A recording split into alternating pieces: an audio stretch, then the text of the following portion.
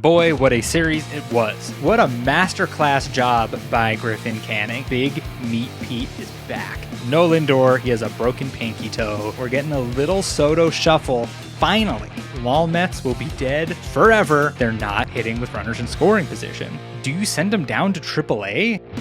I'm your host, Eric Ames. I was born and raised in New York, but after college, I moved out west. Still a huge New York sports fan. You know, you can take the boy out of New York, but you can't take the New York out of the boy.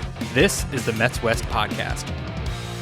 Hello and welcome to episode 3 of the Mets West Podcast. My name is Eric Ames, and the Mets just wrapped up a 4-game series in Los Angeles with the Dodgers, and boy, what a series it was. There was a lot of good and a lot of bad for the Mets in this series, so it makes sense that we got out of LA with a split. In the last episode, I said it would be good if we came out of LA with the split, but now that it's happened in the way that it happened, I really feel like we could have won the series or even swept it. We'll get to it, but there was a lot of winnable moments that we just let them slip on by. Overall, splitting the series was fine. It just doesn't feel like it right now. And the Mets ended up taking the season series from the Dodgers 4-3 in the series, which is pretty cool. There could be playoff implications from that down the line. Let's kick this episode off by talking about the starting pitching, which once again is just kind of holding down the fort in Queens. In Game 1, Paul Blackburn made his return in 2025 and had a pretty solid outing. I mean, aside from the beard looking pretty good, he also pitched pretty well. It was super great to see him back on the mound and having some success. In Game 2, Tyler McGill took the mound and started off by having an absolutely atrocious first inning. And I guess I kind of thought, and I'm sure a lot of people watching also thought, oh God, we're going to lose this game. Yeah, it's just one of those throwaway games now. And he ended up really locking in after the first inning, and he went 6 innings in total. Of course, the Mets ended up not winning that game anyway, but it wasn't really Tyler McGill's fault in the end. So props to Tyler for settling in and getting through 6 innings. Game 3, Griffin Canning was on the mound, and ooh, what a masterclass job by Griffin Canning, especially after his last start in which he looked absolutely terrible. So whatever's happening, when I recapped the White Sox series, I said, it could have just been one bad game. Who knows? Whatever, I'll let him off the hook. And he really, really bounced back. In the series finale, David Peterson, once again, had really no issue with the Dodgers. I mean, they hit him a little bit, which is more than they hit him last time, because last time they didn't hit him at all. But, he wasn't striking out Ohtani every at-bat. Ohtani had 2 hits on him, but he got through 7 after getting through 8 in his previous start against the Dodgers. And what a revelation David Peterson has been this season. I mean, he's been hot and cold his entire career, and this season he just looks so good, and I'm so proud of him. And after he got his final out of the start today, he just let out this primal scream, and I was like, you deserve that. Edwin Diaz had 1 appearance in this series. It was Game 2, and he finally blew a save. I think he was 13 for 13 before this outing. It was bound to happen, and it was honestly not that painful of a blown save. I mean, any blown save is going to suck, but he only had a 1-run cushion when he came into the game, and it was the Dodgers, and they didn't even hit him that hard, if I recall. They kind of just got on base and made some stuff happen, and he blew the save. It wasn't that bad, so I'm not worried about how he's going to respond and how he's going to bounce back in his next outing. The thing I'm most upset about with Diaz is that Mendoza didn't put him in for Game 3 to shut the door because we really needed him in that game, and I guess he just wasn't available. But I feel like if Edwin was available for Game 3, that would have also been a W, and we would have won the series 3-1, but that didn't happen, and what can you do? On to the offense. Pete Alonso is hot again. He hit 3 home runs in this series, 1 monster shot to left field, 450 feet, and 2 oppo right center field. Classic Pete hits. You guys know I love when Pete hits those dingers like that. So there's nothing really else to say except that Big Meat Pete is back. Well, he never really left. I kind of just wanted to say Big Meat Pete is back. Francisco Lindor took a fastball to the toe in Game 3, and he was kind of like hobbling around for the rest of the game. And it's Lindor, so he's always smiling and laughing, and you can't ever actually tell how bad something hurts or if he's actually being hindered by an injury, whether it's mild, whether it's severe. You just can't tell. Game 4, they announced the lineups. No Lindor. He has a broken pinky toe. That sucks. If you remember a couple of years ago, he slammed his finger in like the hotel door in Los Angeles and broke his finger. And it's like one of the only times he's missed games as a Met. So I don't know what it is about going to Los Angeles to play the Dodgers, but just put Francisco Lindor in bubble wrap next time and just have Pete Alonso or someone just carry him around because something bad always happens apparently. Hopefully this injury doesn't take Francisco out for too long. I guess Aaron Judge had a similar broken toe situation a few seasons ago and he came back relatively quickly, so people are hopeful that Lindor is going to be fine. I personally and selfishly would love him to be okay for game 1 of the Rockies series because I'll be there and I want to watch him play. But if not, I'll be right behind the Mets dugout and maybe I'll talk to him or something. Maybe he'll come on the podcast. That's probable, right? Juan Soto's getting closer and closer to really turning the corner on offense, I think. He's got a couple of base hits in this series. He hit a homer off of Clayton Kershaw, and he's shuffling again, folks. We're getting a little Soto shuffle finally. And the other thing that gets overlooked in his like weird mind games he plays with pitchers is that he doesn't just do the shuffle. Sometimes he'll just, after a pitch, he'll just stare down the pitcher. He'll just give him this. I mean, there's that gif that goes around from spring training right before he hit his first home run where he's like smiling like Jack Nicholson and staring down the pitcher. But he usually just does this thing where he just like locks eyes with them and he's like, I know what you're trying to do. And sometimes he has a good at bat after that. So I like seeing him do that. I like that the swagger's coming back, that kind of just that confidence, that almost arrogance that we've seen Juan Soto have. I love that about his game. Every team needs a guy like that, so I'm glad to see that's coming back. And there were a few reports about Juan Soto that came out during this series, one of which said that after every single at-bat, he goes down through the dugout, through the tunnel, into the batting cages and reviews film and gets work in before he has to go play the field, which I love that. You can never deny that Juan Soto is a hard worker. Then the other report is that apparently in spring training, we all know that Juan Soto kind of has a noodle arm in right field, but apparently he's aware of this. He talked to Jeremy Hefner, the Mets pitching coach, and said, hey, you do something with the pitchers, and I just feel like you can help me. And I guess Hefner gave him a training program to strengthen his arm, make him a better thrower in the outfield, and he's been following it every single day. He works on it, and just another work ethic thing from Soto that I love to hear. Ronnie Mauricio made his first appearances of the season against the Dodgers after tearing his ACL 2 off seasons ago and missing the entire 2024 season. So it was great to have him back. He's been crushing it in the handful of games he's played in the minors. And, he didn't look great at the plate. He's fishing for the major league breaking balls out of the zone, down, whatever.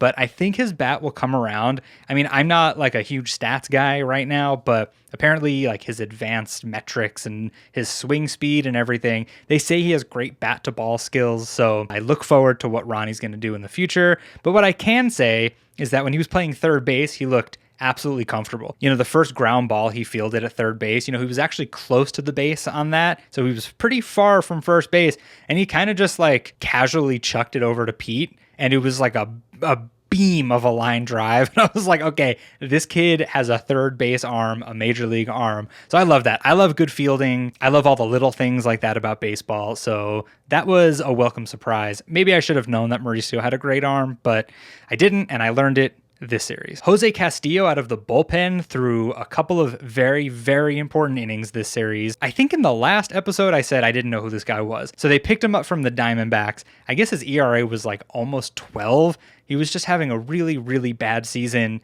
They put him on waivers. The Mets picked him up because I guess Stern said Jeremy Hefner can fix him. And so far, he's been right. Whatever Hefner and company do in the pitching lab has worked once again for Jose Castillo, at least up until this point. But he came in a game, got 2 massive scoreless innings, and I just trust David Stearns and Jeremy Hefner to put whoever in the starting rotation or in the bullpen, and I just have faith they're going to be good at this point. And what a feeling as a Mets fan, just as a sports fan, but especially a Mets fan, who I haven't always had faith in their development and their scouting, to be at this point where I'm like, you guys do whatever you want, and I have a feeling it's going to work out. To be in that place as a Mets fan feels incredible. I was actually reading a Reddit thread about this either this morning or yesterday, and people in the baseball subreddit, so not just the Mets specific subreddit, but in the overall baseball one, people were talking about how the Mets are they're kind of getting to that point where, because of things like Hefner in the pitching lab and because of Steve Cohen and just all of these things that have been happening in Mets land for the last few years, we're starting to hear that lol Mets kind of, oh, the Mets are just the joke of the sport. That stuff's kind of going away. Like, in this thread, there were multiple people who were fans of other teams saying, yeah, the Mets are just a really solidly run organization. And I'm reading it like, how did we get here? That is absolutely incredible. It feels so good. I just, a couple more seasons of good stuff happening and lol Mets will be dead forever, like it should have been a long time ago. All right, mini rant over. We can go back to the Dodgers series. Basically, like I said at the top, the Mets won the season series against the Dodgers 4-3. So tiebreaker implications, home field advantage implications in the playoffs, that could be absolutely massive. But like I said, all 3 losses against the Dodgers felt so winnable that 4-3 overall just doesn't feel that good. The 2 losses in this series, the Mets had a lead, and then they blew it. They let it get away. They let the Dodgers. I keep saying it's the Dodgers. It's the Dodgers.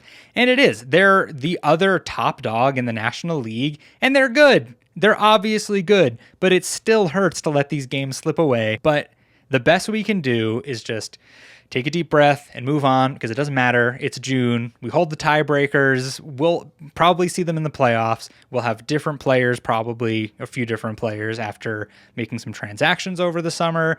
And, you just gotta, it's baseball. It happens. Flush it. Move on to the Rockies. We did, however, have some really good vibes things happen in this series, particularly in Game 3. So Luis Angel Acuna, for some reason, he was dressed fully in Mets catching gear, sitting on the top step of the dugout, like pretending to catch and frame every single pitch. And he was just surrounded by a few guys like Starling Marte and Juan Soto and Jose Siri.